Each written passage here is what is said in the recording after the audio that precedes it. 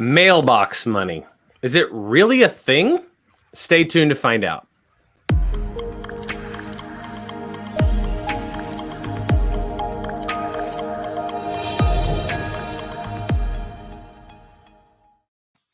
Well, welcome back to Note School TV. We are here live every single Wednesday at 11:05 Central Time. So we'd love for you to join us. If this is your first time, welcome. If you're a returning watcher, I guess, hey, I'm glad you're back. If this video is great content for you, it's valuable for you, we'd love for you to like these videos if they're valuable to you. We'd love for you to subscribe to the channel so that you're getting in your feed a little bit more of the content that we're trying to push out every single week. And if you want the most engagement, you want to be able to talk with us and engage with us and kind of participate in the conversation, simply click that bell notification, and that's going to alert you that we're going live. And when we go live, you can jump on, you can type in the comments. We see them live here in the show, and we'd love to either do one of two things: address it during the show, or we'll save it for the after party, where after the show, we stick around and hang out with our guests a little bit and kind of shoot the breeze and obviously talk to you and answer your questions and stuff like that. If you're new to Notes or new to Note School or new to Note School TV and you're just trying to figure out what's really next and what is all this world about, you can learn a little bit more by going to noteschool.com/TV to figure out what that next step is going to be like for you. We've got a very special guest here for today's show, and it's going to be a very fascinating topic. So stick around. But before we get too far into the details, I want to stop for a second and bring on Joe to talk about the news.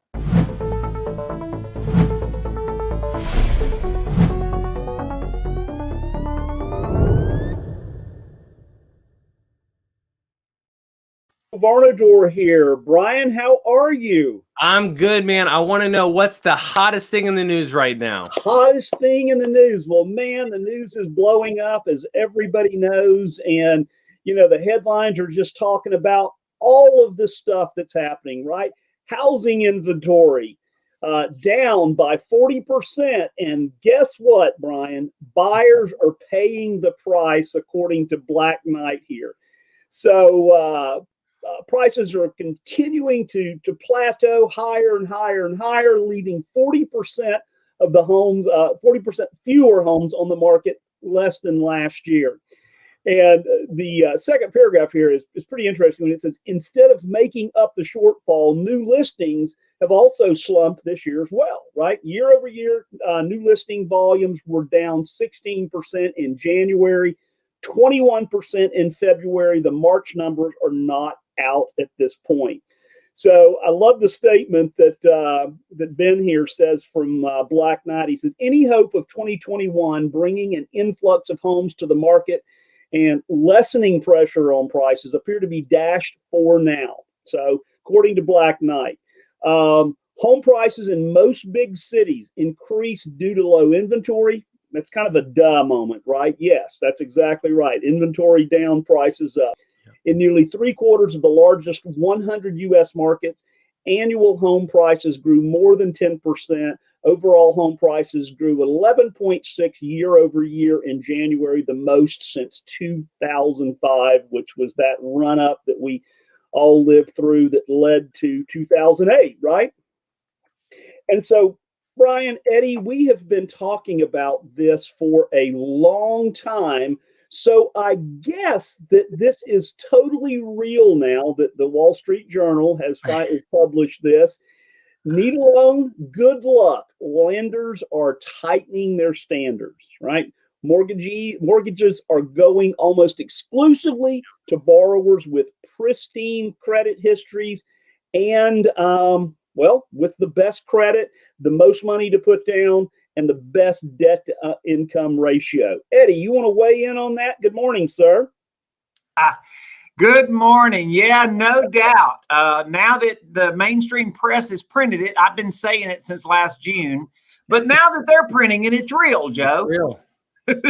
Absolutely, right? So great article from April 2nd. And guys, it just is what it is. We know that, Eddie, we talk about, the people that are getting the loans or have a 750 plus credit score. They're putting an average of almost 19% down. and their debt to income ratio is really low as far as what they owe based on what they earn. So yeah, it's pretty interesting there, right? You know, our guest today has an awareness of this market condition. And his awareness of this market condition makes him understand that there are still really, really good people that while you may not get a conventional mortgage today, the seller finance market is alive and well solving problems. And the story he has today is about buying somebody else's seller finance note. That's right.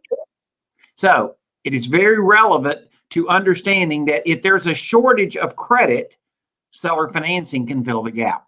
Absolutely. So let's bring on Mr. Bob Bullinger. Good morning, guys. Good to see you. Morning. So guys, even though Bob is from Virginia Beach, Virginia, and this property, Eddie, just happens to be in Cartersville, Georgia, which is just a little bit north of Atlanta, right? So, Bob, not in your backyard. No, not at all. So a little quick story. So, Bob and I met several years ago, and so he's been with Note School a long time. So, Bob, I would say you're a very seasoned Note School veteran, and we got you to go back down memory lane a little bit. Now, you're still currently doing this. You're fully aware of this mortgage credit availability dropping, and you're chasing assets because of you understand the void and you understand exactly where to look, right? That's what you're doing right at the moment. Correct. But this was your first partial. That's right. So this is a little back look down memory lane, and because people think, well, I could never do this. This is some super seasoned student with Eddie, and they've been doing it for years. Well, let me just tell you something. You weren't that super seasoned when you did this deal, right? No, I was not. But I did get a lot of help and good advice. Well, I know Joe was particularly because you were a coaching student of ours, and Joe was deeply involved in kind of helping you grind through this deal. And Joe, I think you did okay on this one, pal. Well, I think that Bob did great on this, and he did what we had taught him, right?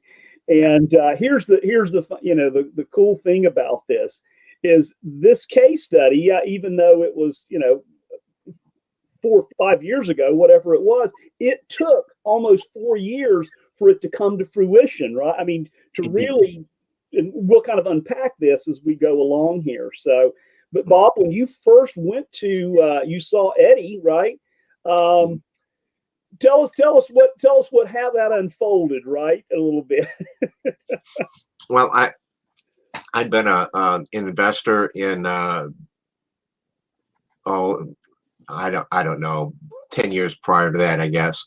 And it was a really good time to buy sub 2, and I had a deal going, and a group of investors from our area went down to visit and see Eddie speak in Florida. And he asked the question, who has the deal going? And I raised my hand, and he said, well, come up here, let me dissect that for you. And at that point, I was just buying and flipping, buying sub 2, flipping, nothing real super special about that. But then he showed how to work the paper end of the business and do a partial. And I was just about blown off the stool that he had me sitting on in front of the class. And I had no idea that there's that kind of power in doing that. And since I like to utilize my Roth IRA, which is tax-free, and I'm of the age that I can, and it's been open long enough, I can reach in, have the deal done by my Roth IRA, then I reach in, pull my money out tax-free. That's just extra icing on the cake. Right. So Eddie, why don't you, I think one of the things that Bob really was enamored with as well was something that, well, everybody's heard this term, right? Mailbox money. So Eddie, why don't you and Bob talk about that a minute? Well, so pull the slide back up, Joe, so people can just see a picture of the house. There's a picture of the house. That was the loan. The loan was secured by that piece of property, right, Bob? Correct. That's the collateral, right? So as we said, it wasn't in Bob's back door because, Bob, you didn't need to live near the property, did you? No, no, I've never been there. Yeah. So let's go to the next slide. You buy this note. They owed $161,000. It was 5%.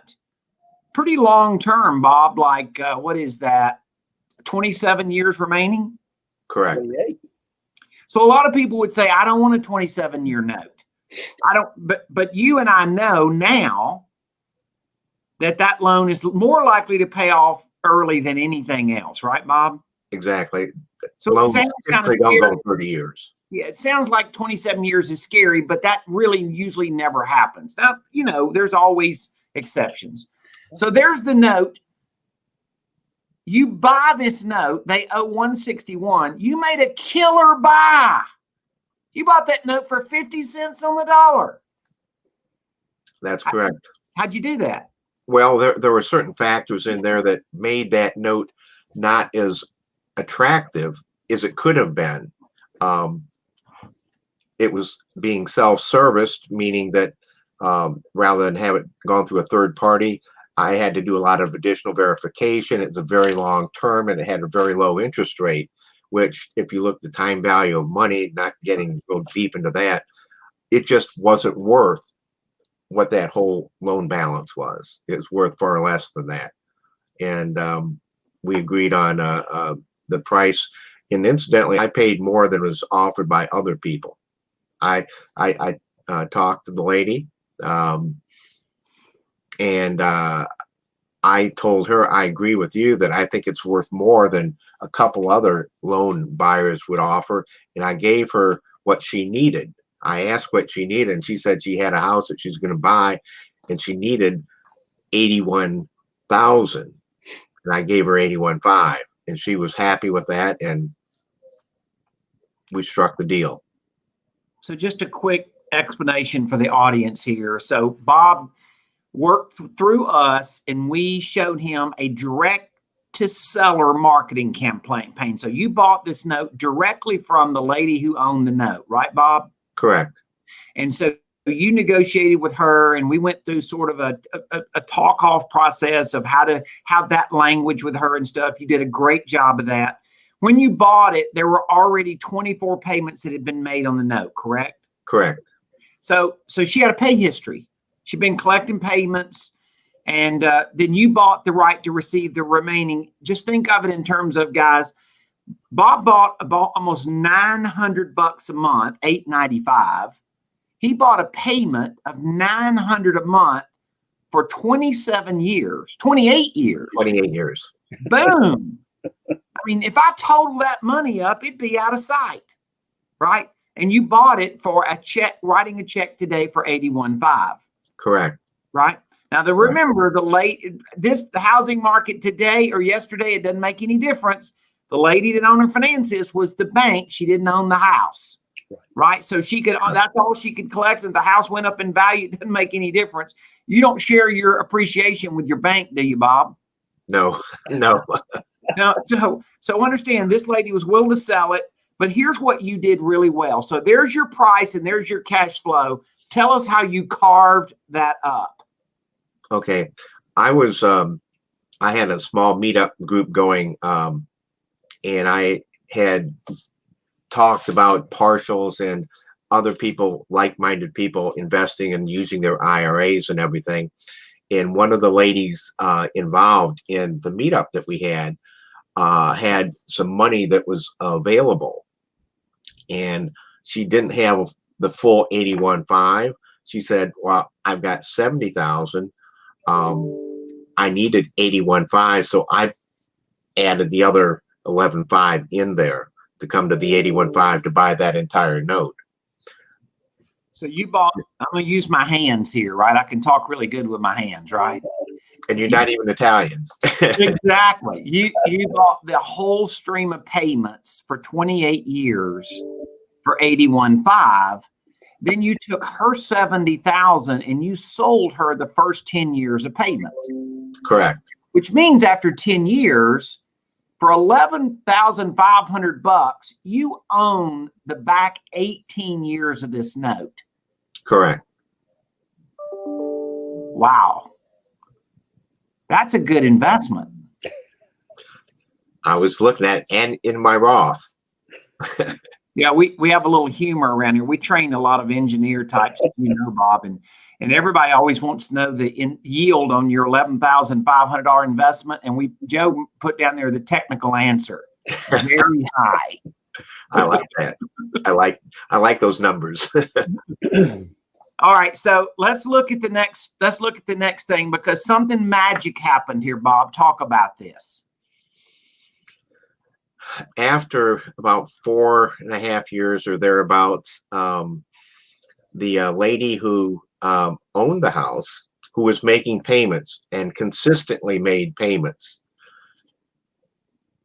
needed to have some medical procedures. She needed the money, so she refinanced the house. And when she refinanced it, my investor, who had been receiving payments for about 4 years, she had kept all those payments, but she was still owed money on her $70,000 investment. Well, she'd still due her balance of that, which is about $50,000. At that point, everything above and beyond that, the loan payoff amount was about $150,000, and I received the difference between what my partial investor got. And by the way, she got all her money before I got 1 penny of mine. And at that point, I got just what was left over. I got the crumbs. If you're looking at the graph here, what you're looking at, this is just a graph from Excel. So don't get too, don't overthink this, hopefully, right? Just know that Excel can show you a graph of what a loan amortization looks like. So the orange line represents the principal balance of the loan for the remaining life of the loan. So, 4 years into it, you just kind of click up there and go across, and the payoff on the loan was $150,000, right, Bob? Right. Yes. So I'm gonna call it round numbers. Your investor who had invested 70 had gotten 4 years worth of payments, but their unamortized balance of their investment was still 50,000. So you had to give her 50,000 for her to get her proper amount of money. Yeah, the investor always gets all their money first. Yeah, I get what's left over. Okay, so you just think you got a barrel of money here of 150,000. You had the partial investor that didn't collect all the payments that they're owed yet. So they had a payoff. So that their payoff is 50,000. 150, 50,000 to your partial investor. And now you get $100,000. Now you did something really smart here. You bought this in a Roth IRA account. Correct. Meaning that you'll never have to pay taxes on that $100,000. Exactly. So you invested $11,500, and 4 years later, you turned it into $100,000. Correct.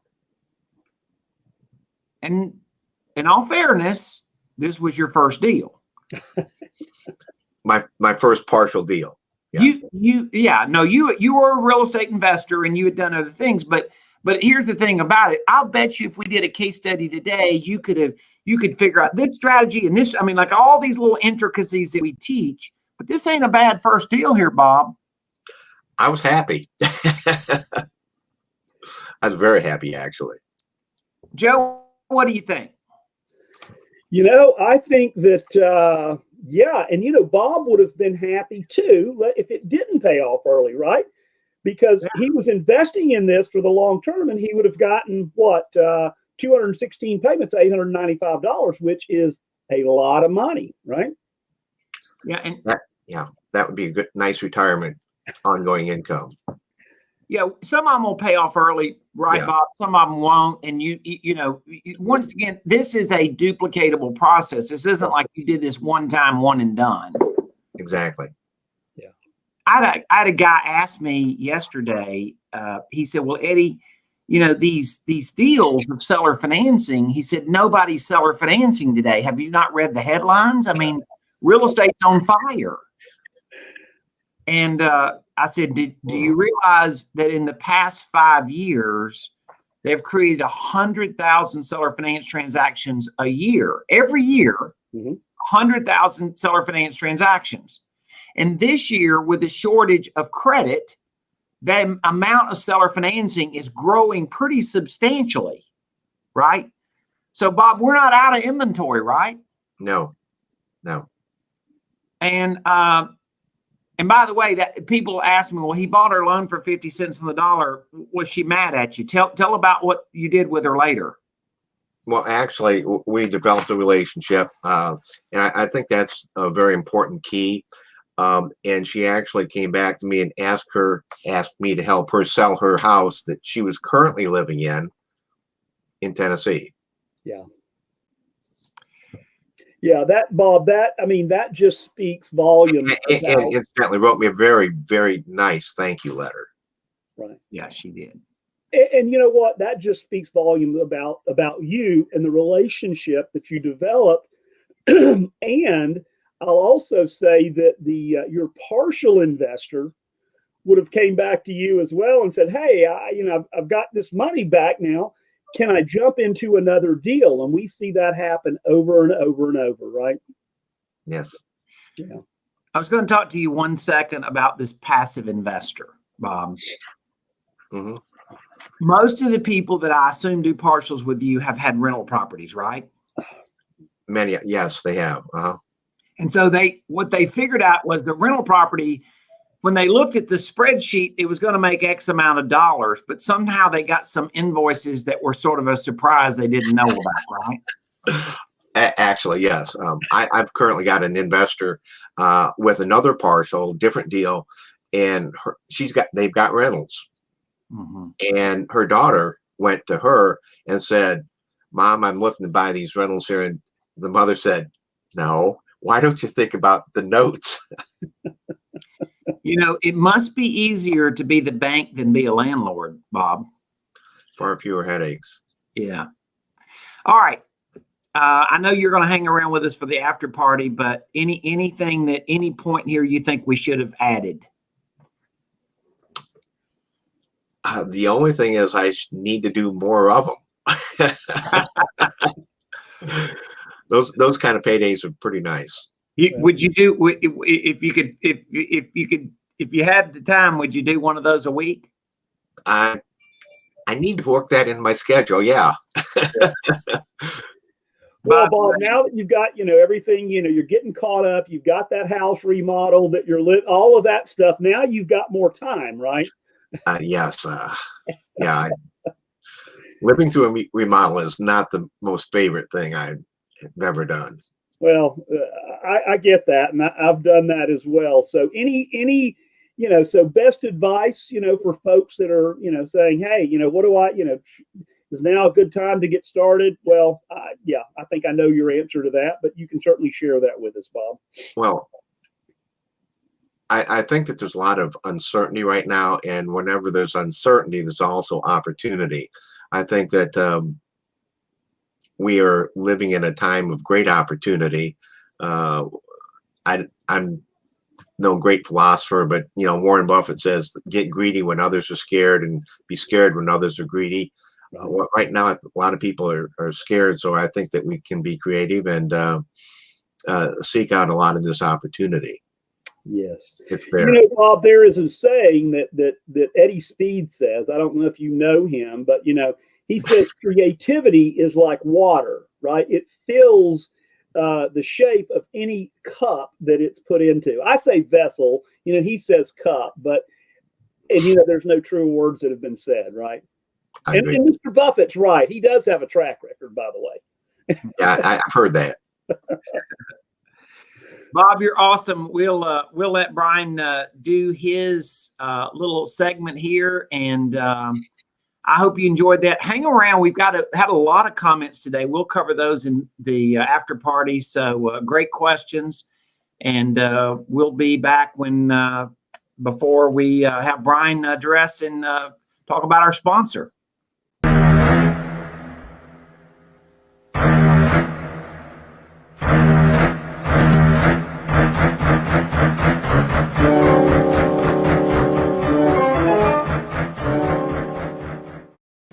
Yeah, that's right. We do have a sponsor. Note School TV is sponsored by Notes Direct and the Feeding Frenzy Friday. And so if you're somebody who wants to be like Bob and you want to find ways to buy notes and sell partials, there's probably not an easier way to get into the business than buying notes from Notes Direct.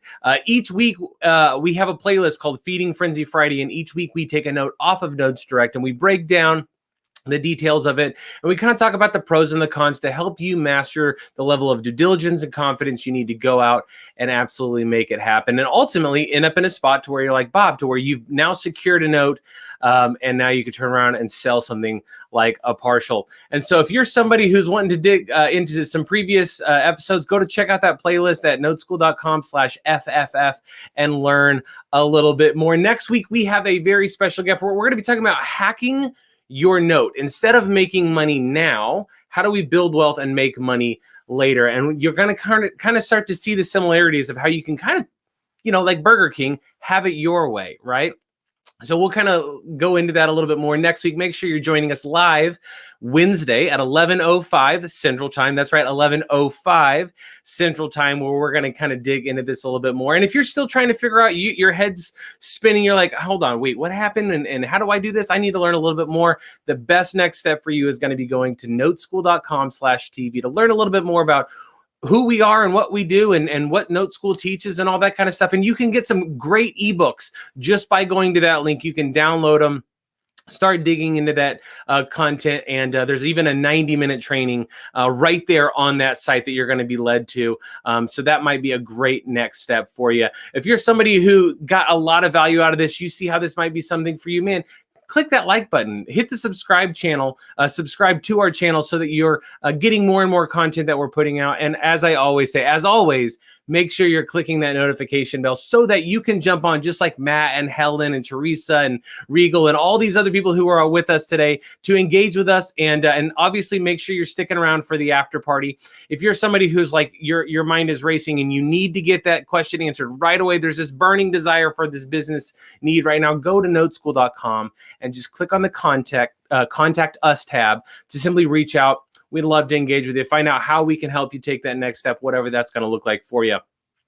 As always, you can check out previous episodes of Note School TV by going to this link that we're going to put up on the screen here. And this is a way for you to just get caught up if you want to, right? But for those of you who can stick around, we always like to have a little bit of a hangout and after party afterwards. For those of you who can't stay, we'll see you next week. For those of you who can stay, we'll see you in the after party. We'll see you on the other side.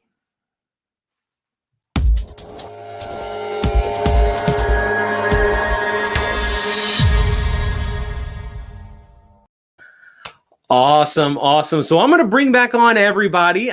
We've got Bob, and I know we had several questions that came in that I want to make sure that we're going to be addressing. Earlier on in the show, you were kind of going through kind of that transaction, that deal. And one of the questions that Matt Smith said is, he said, what interest was she getting? And I want to make sure this is really clear because there's really three numbers that are talked about. There's what the interest rate that the seller wrote the note at, right? The seller wrote a note at what? It was 0%, Bob? No, 5%. 5%. Sorry, 5%. So that was 5% interest. That's the note, right? And then he secured the note and got a partial investor. And the partial investor was getting a fixed return on investment. And what number was that? 9%.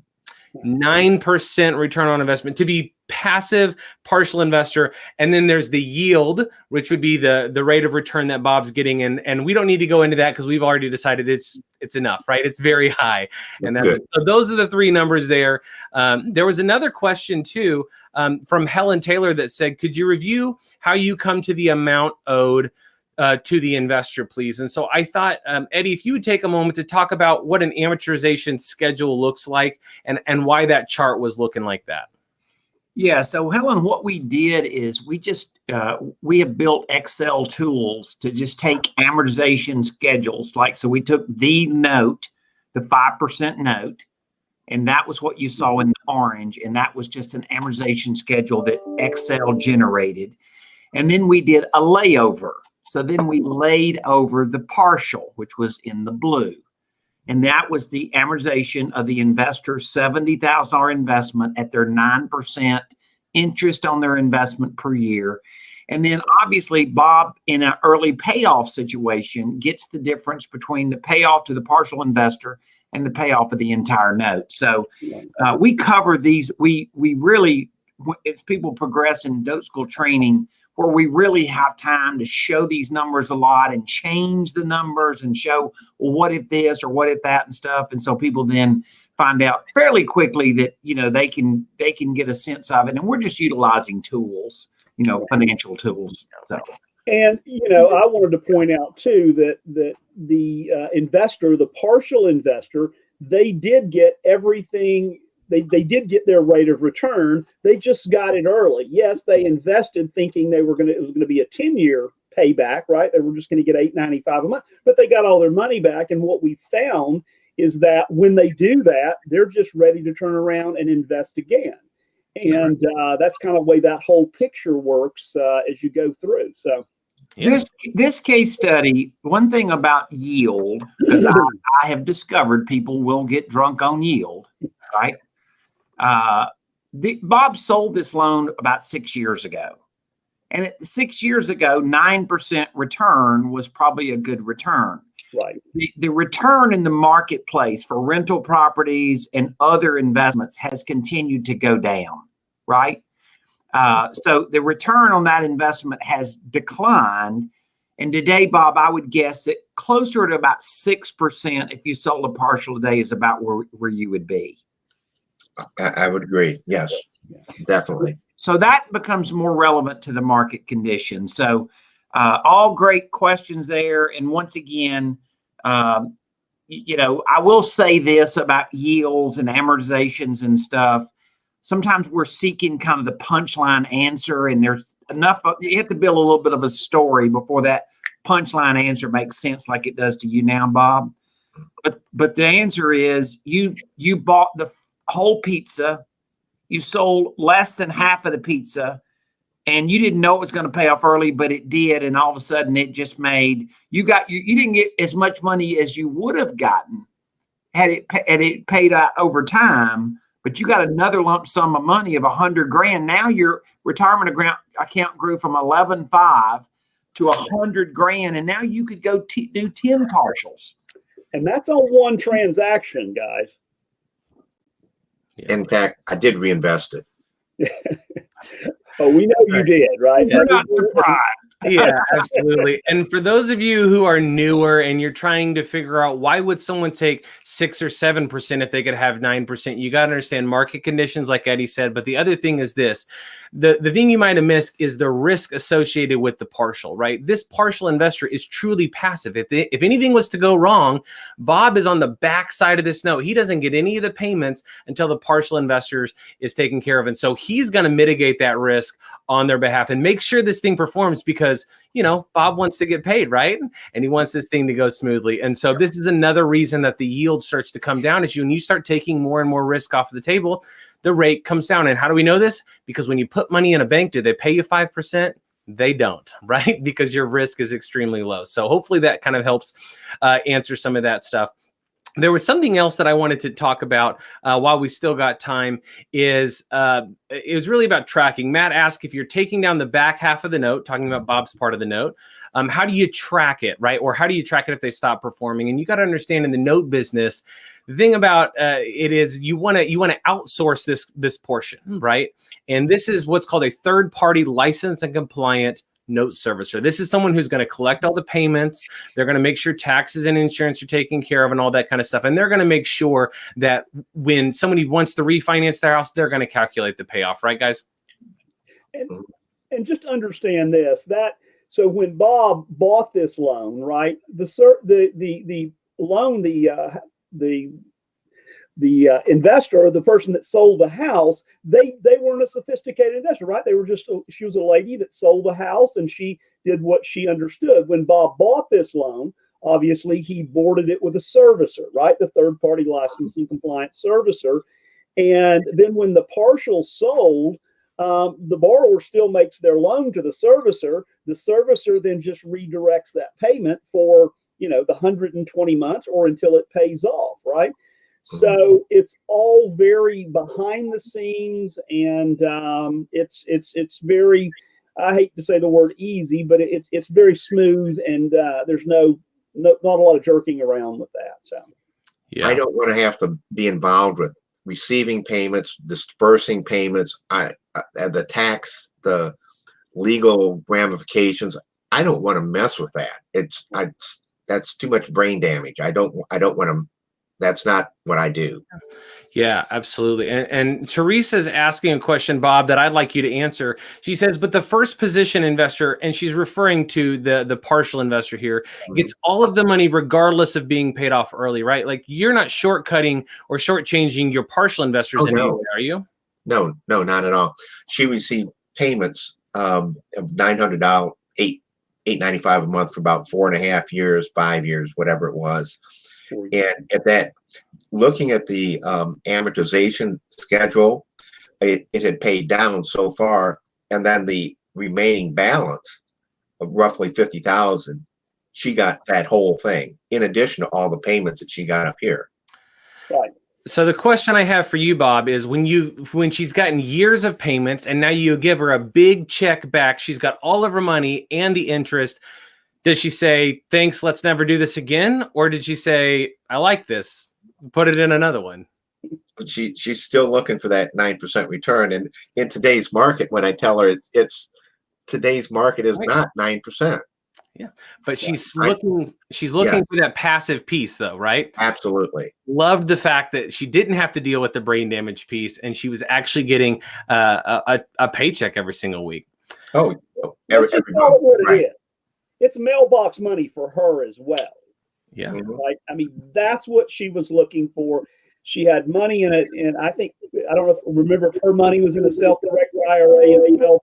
It wasn't performing the way that she wanted it to perform. And she was just looking at, and you met her at a little meetup, right? And that's the way you found this lady. And she said, you just explained a deal. And she said, oh, wow, that sounds great, Bob. Here's what I have. Can we do business? Yeah. I love that. And I think this is a good segue because there were several questions about learning different details or learning about paperwork. And I know Travis was asking about that. Travis, I'd encourage you to reach out to us, go to noteschool.com, click that contact us page and simply reach out. We'll try to point you in the right direction, either get you the resources you need or the education you need to use those resources. And I love what Micah says here, Brian. This only confirms that we need to sign up for Note School today. and obviously that's encouraging to hear. And, that's some avatar.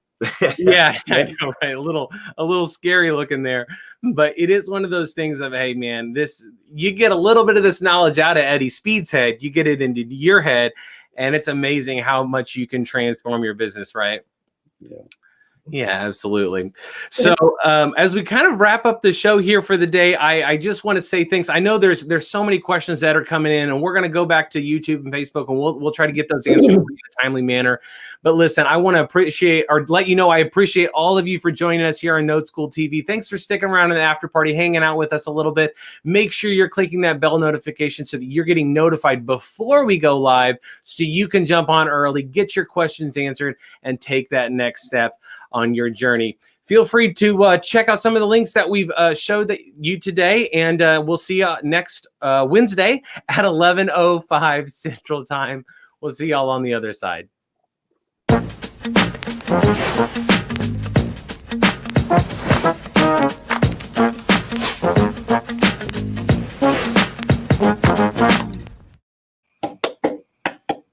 Well, Bob,